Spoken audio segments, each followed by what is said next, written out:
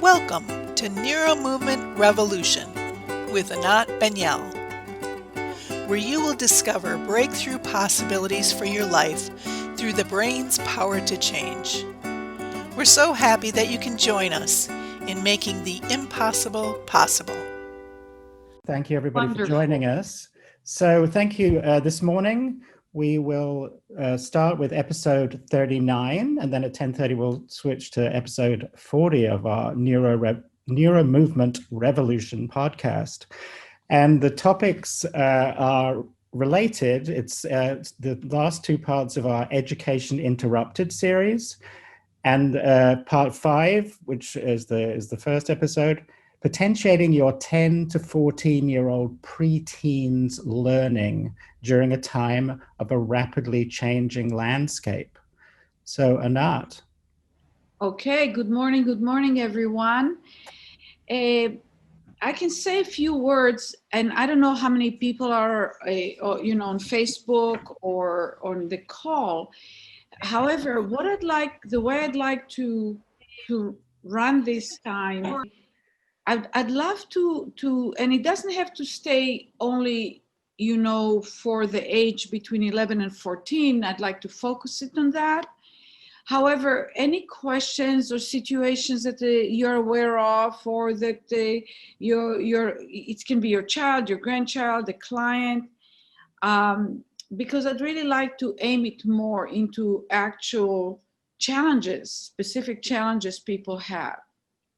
So the reason we've broken it by age is because the fundamentals of how the brain learns and the use of the essentials doesn't really change. I mean, in terms of the principles of how the brain learns. However, within each age, there's a shift.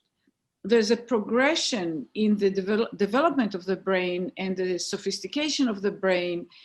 And there is the whole teenage years where there's another great growth in the brain, and the teenage years have their reputation, so to speak. So, and I was thinking about it last night, and what I think that it's first of all, it's really, really challenging to a lot, if not most, families that the children have to study from home. It's extremely challenging for college students. It's really a very, very profound disruption in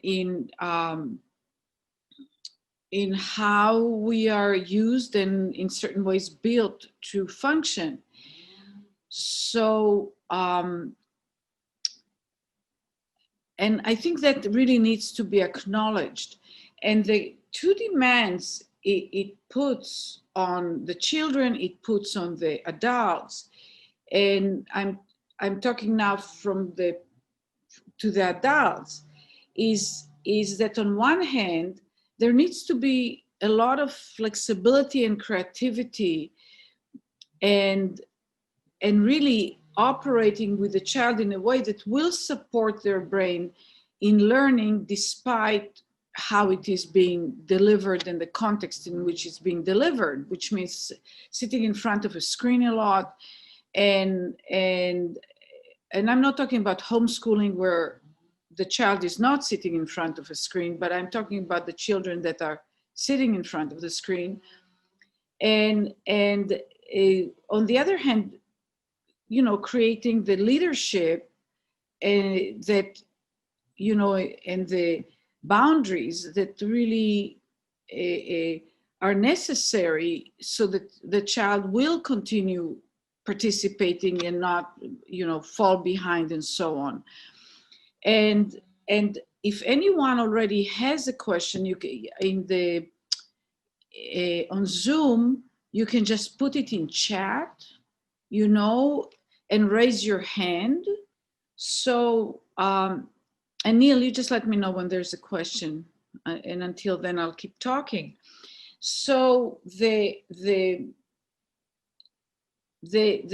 first element from our work to do with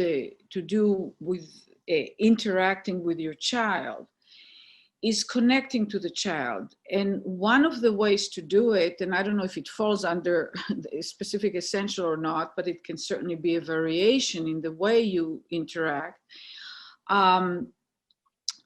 is set it up and acknowledge with the child. You can also ask the child their experience and acknowledge, name it. We're doing now this way that we're working as long as we can't, see people in person, and we'll continue with that, by the way, afterwards, because it's so effective. We find it to be really effective, is that when we work with families online, coaching online with them, the parent that we're coaching, a lot of what we do is we discovered that naming what is going on, naming what is being done, naming, that means observing, that's really very much the awareness essential, and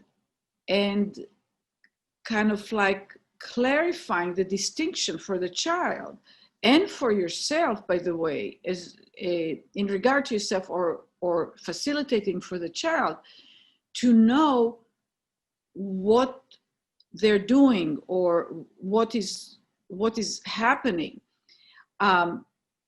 With a child that's already between 11 to 14 years old, I wouldn't tell them what they feel. I wouldn't name it for them. I would ask them either to just say, or ask them an observation, like, or you don't feel like getting out of bed, is that correct? Or I would love to work if anybody has a question, and because that's a lot more to the point, but it's in principle, you connect to the child.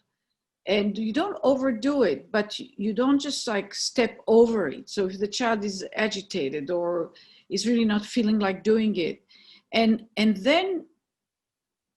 that's the place to start. So if there is and let's say if school work starts at I'm laughing because I saw a little article somewhere, don't remember where, when they posed the question, since we're doing at home, they're doing a Zoom call study, say, why are we starting class at 7:45 in the morning? And I thought that it was really a very good question. Everybody's at home. I guess some people might need to start working at 8, but it was interesting. It's like we're so much in a box. But if you know the child is going to have to be by the computer at 8 or 8:30 in the morning or whenever it is, and it takes a while for them to be able to collect themselves and put themselves in front of the computer, and maybe you guys or whoever is listening are already doing it, but it's a lot of flexibility. In variations is flexibility. Then you say, we're going to get up an hour before, have them do some of what they like more or want to do before they have to sit in front of the computer. And so that is something that for the child that we're talking now, the 11 to 14, can be very supportive. In our work, and I'm going to talk about my own direct experience, when I see children, and when I'll see them hopefully not too many months from now again in person, a big part, and I'm thinking, I've been doing it for so many years, but the distinctions are getting clear. Certain distinctions are getting much clearer to me as we're doing the online coaching, because it's like I'm working with an adult, looking for them to see and perceive certain distinctions, I see what they do, and I see where I think there's an opening to do something a bit differently in what they're already doing with a child. We're not training people how to do the hands-on work. That takes a training program. So, a practitioner training program. So, look, as I'm doing it, for me, it is becoming clear how much before I do, so to speak, do something with a child, what I do is I really connect to the child. I relate to the child. I ask questions of the child, of the parent, so that I'm able to step into the reality of the child and interact with the child in their world. It doesn't mean that I'll do or go with what they want necessarily, but all the interaction is within their world, how the world occurs to them. So, and one of the ways to get ourselves, the adult, into that connection and being or having some sense of how the world occurs to the child, one of the ways to do it is, first of all, to intend to do it and to be interested.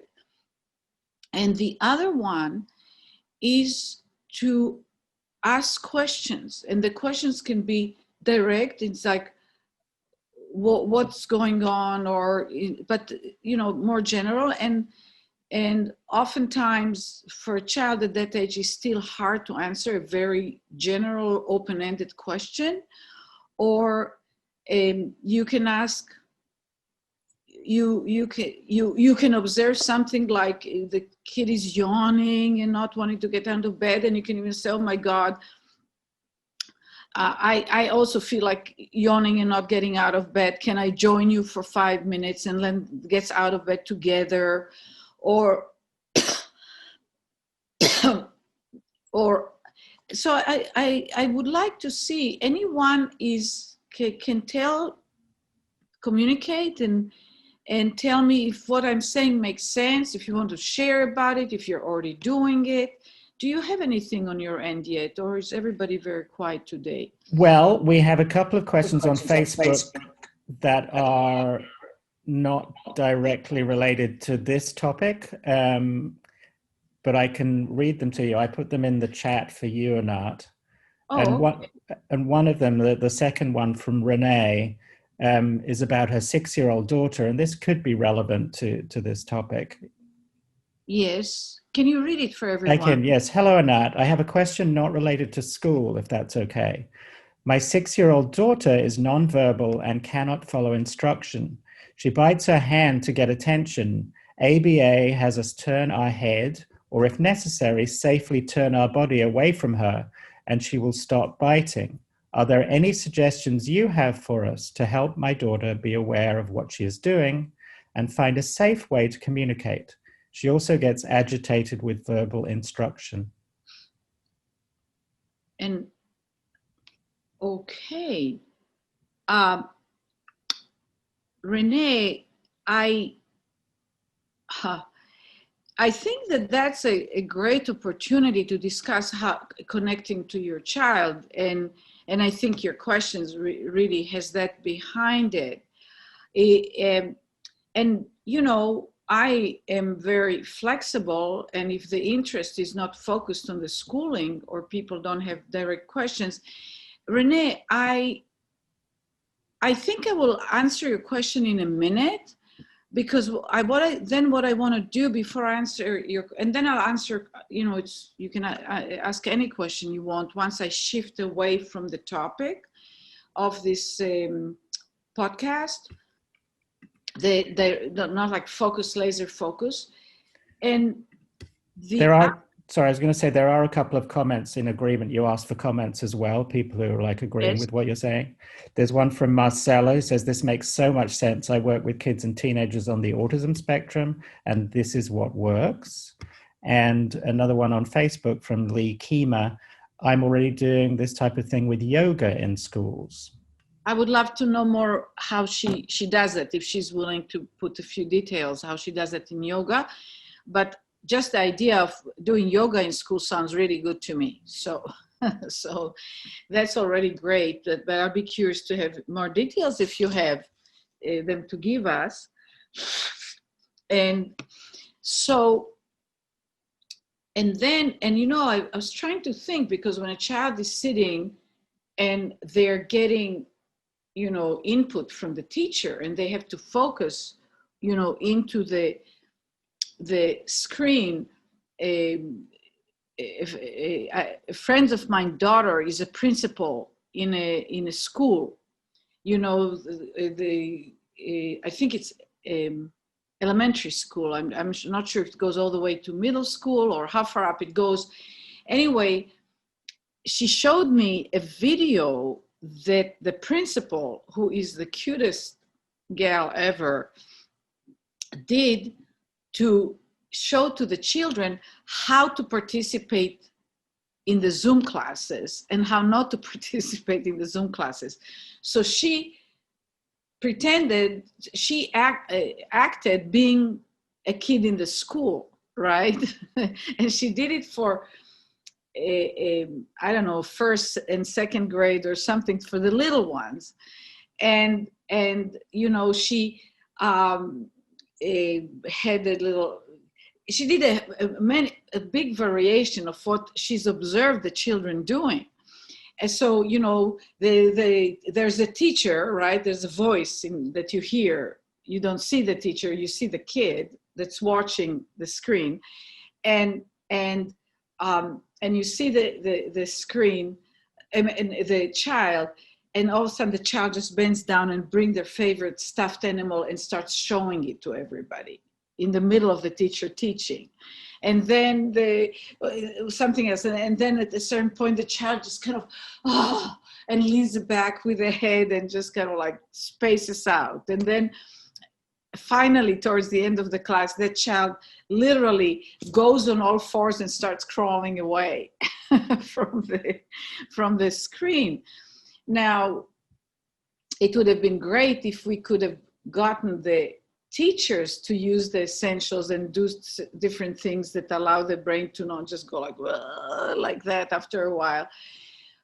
But in terms of the adult, if you see your child starting to really kind of not get focused anymore, if you're available, you know, some parents are working, but if there's an adult that's available to be there with them with the child's permission, and if the child starts spacing out, you actually literally, you can step in on whatever was shown. So it was, if it was math or if it's English or whatever it is, you take that topic and you either directly on the academic material, you start doing variations. That means you say, you can take it first, or if they have a piece of work and they're given 5 or 10 minutes and they're like spaced out, or they get really agitated and they start kind of banging the table or something, you step in and you say, show me what the problem is. And then what I would do, I said, forget the problem, and I would do like 2-3 different movements with them. Literally stand them up, have them, you know, twist one way. If you are familiar with our work, just twist and look the other way, jump on one leg, jump on the other leg, jump on the leg and look to the right, or jump to the leg and just say, I can't stand it, I'm too tired, or something like that. Just allow the freedom in the brain, and then just sit down and say, okay, let's look at it. And when you look at it, you don't try to make them solve the problem. You start, you slow it down, and you ask them, give me 2 ways that you know are going to be 2 wrong answers. Because you see, for a child to give a wrong answer, they have to start having some parameters of the sphere in which it's not wrong. Does that make sense to you? So if I asked you to tell me about your trip to the grocery store yesterday, and I said, tell me something really wrong. You know that you probably don't want to talk about the store, and you probably don't want to talk about the shopping mall. I mean, you have to define what's really not the thing that you're asked to do. And that's a very, very powerful way to start honing the brain of the person to start moving actually in the direction of what they would like to do, or you would like them to do. If anybody has any question about what I say, please ask me. Because I make sense to myself, but that doesn't mean I make sense to you. I can see lots of nods happening in the Zoom windows. And also Lee, who mentioned yoga earlier, has got back just now with another comment on Facebook. Regarding anything regarding what I just said, or there's a little delay. So let's go back to Lee and then go back to this. Yes. She says, I read your book, 9 Essentials, and mixed it with gentle yoga, and like your approach, always go into the child's world. It works well. You are an inspiration, and always try to approach teaching with fun. That's great.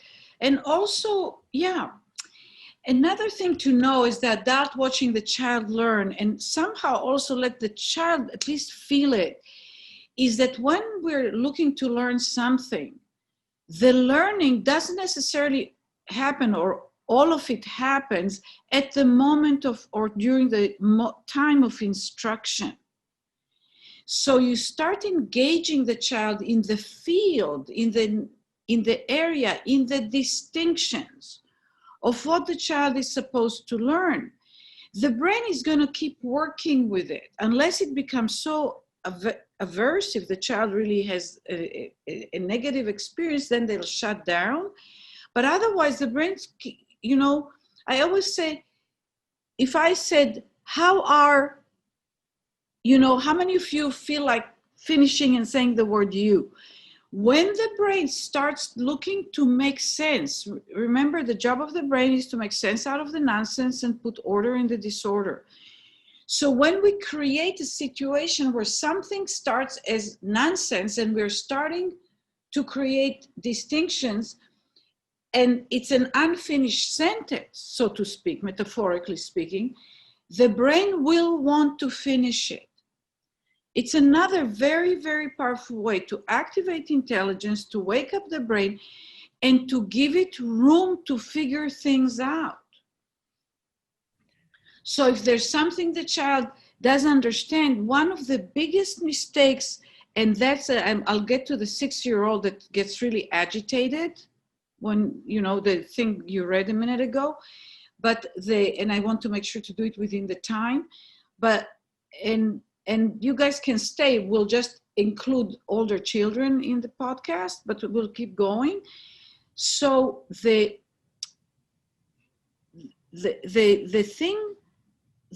reason what the child needs, let's not say the reason, they need to get some distinctions. This versus that. Like when my daughter, she was little, they were teaching multiplication table. And she tried to memorize it, and I knew she wouldn't do well at it. And it's really not the way to teach it in my world. But she also already understood addition. So the way I helped her get access to it is I showed her that multiplication is actually a shortcut to addition. 2 multiplied by 3 is you add 2 to itself 3 times. So as I said, so multiply by 1 means it's nothing. It stays where it is. There's nothing to add to it. And so on and so forth. So and by the way, it'll make all of us more intelligent when we try to find a path for a child to understand something.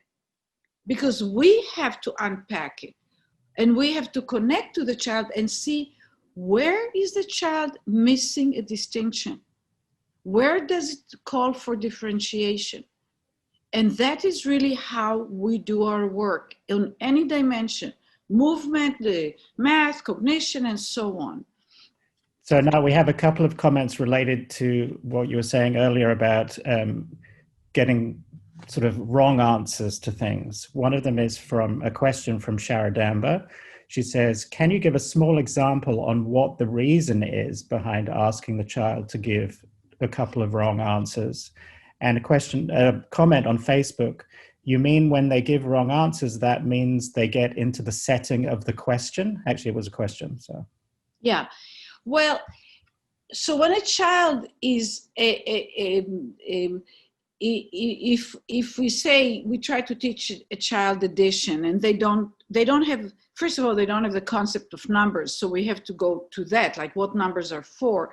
But when they have some feel for numbers, for quantities, and you say, how much is 8 and 7? You know, add 8 and 7, and they really don't know.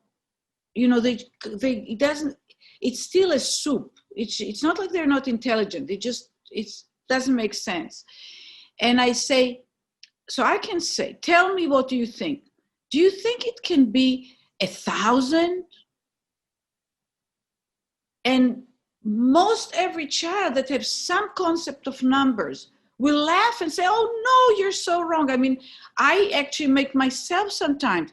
So I say, do you think it is a 1 or 0? If I really need to create it, because if you add something to something, it's not going to be 0, right? So it pulls on them to think, actually, to sort bigger, smaller, how many. So this is a pretty crude example, but I have done things like that. I have worked with a child that couldn't do the letters very well, but couldn't figure out how to write. You know, when he wrote a word, you know, the letters became small and big and outside of the lines and inside of the lines. And one of the things that I did, it was a gradual process, but I drew a square on a page. We have a video of that. And I said to him, I give you permission to write. So I flipped it, right? Usually I said, right. I said, no, I give you permission to write under one condition.